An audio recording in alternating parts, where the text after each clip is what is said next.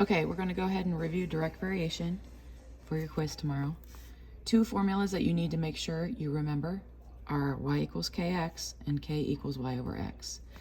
Really quick, let's review what direct variation is. Direct variation is just when you have y equals mx plus b, but when the y-intercept, the b, equals 0. Okay, so what that means is we're changing the m to k. K is also known as the constant of variation.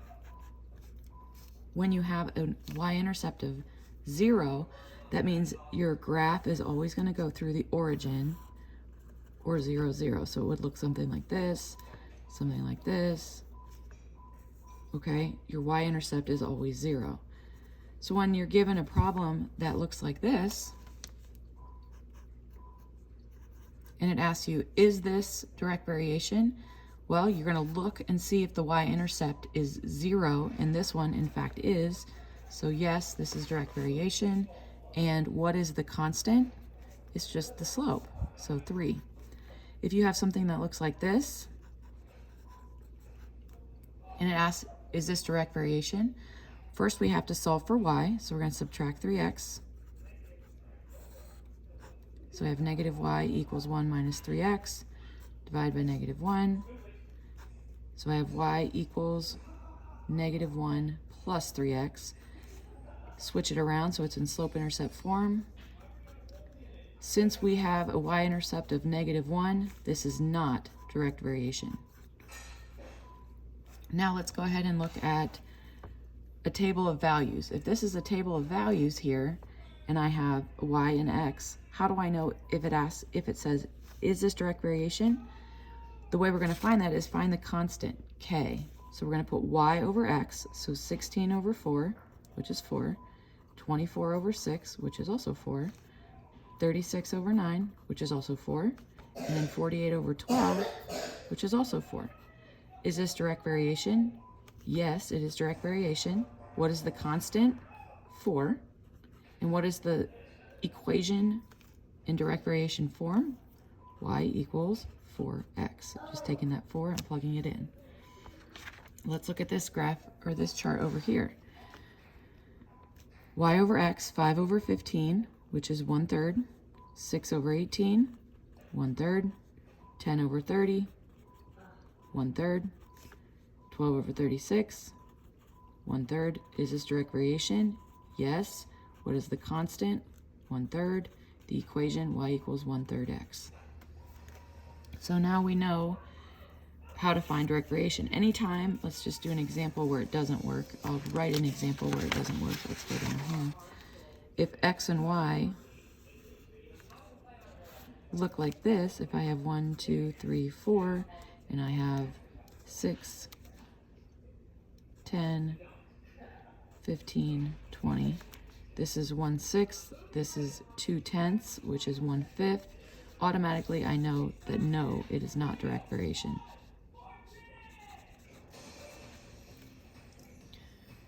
Now let's look at this point and graph, okay?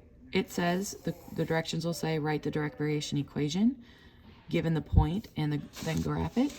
How do I do that? Well, first thing I need to do is find k. If this is x and this is y, so it's 2 over negative 3. Then I'm going to find the equation, y equals negative 2/3 x. How do I graph it? Well, I know that the y-intercept has to be 0. So I'm going to start at 0, 0, and you can either go by the slope or you can go by your point.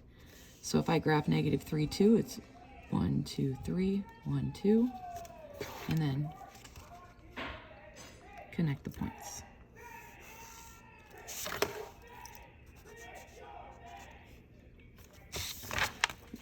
Piecewise functions. Here is an example of a piecewise function.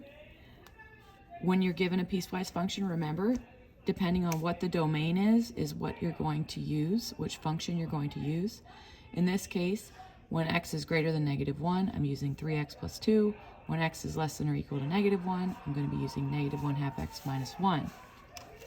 So let's look at my examples over here. So I'm going to fit that all on my screen.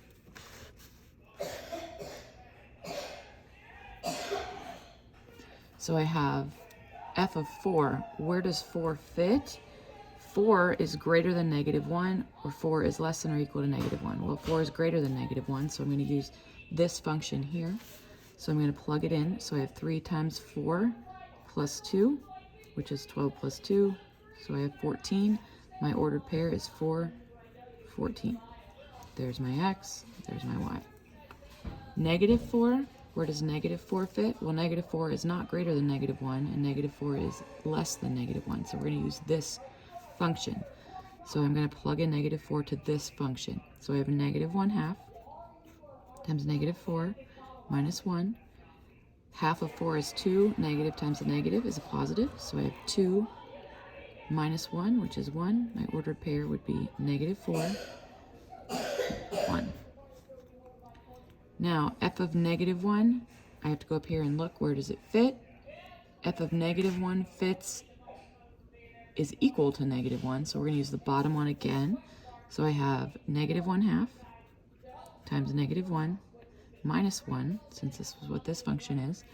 Solve that. Negative times a negative is a positive, so I have a 1/2 minus 1, or 1/2 minus 2 over 2, which is -1/2.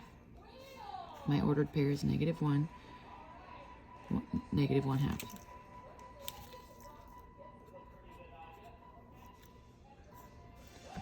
Now, in order to graph a piecewise function, let's go ahead and graph this piecewise function. I know that my domain restriction, anything at -1 and less, has to be this one right here. -1 and greater has to be the top one up here. So I'm going to go ahead and I'll graph this one first. We'll go left to right.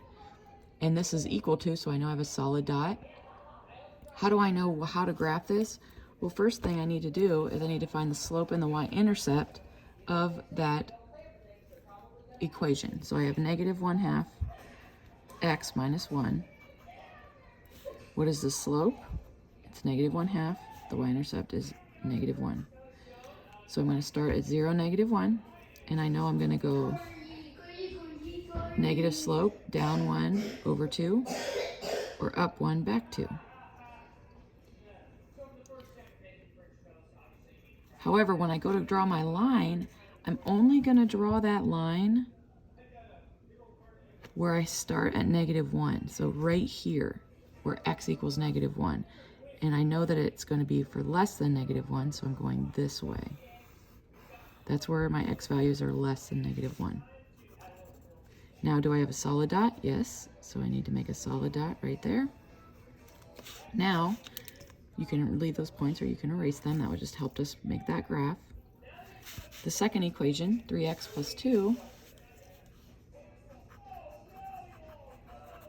my slope is 3. My y-intercept is 0, 2.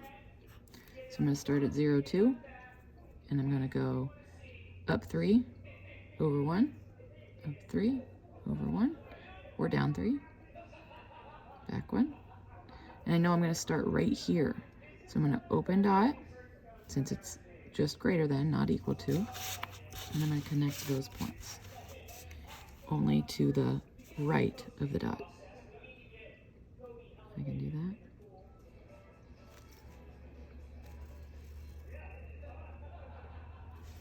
And that looks like that. So tomorrow for your quiz, you're going to have equations, or direct variation equations, and piecewise functions.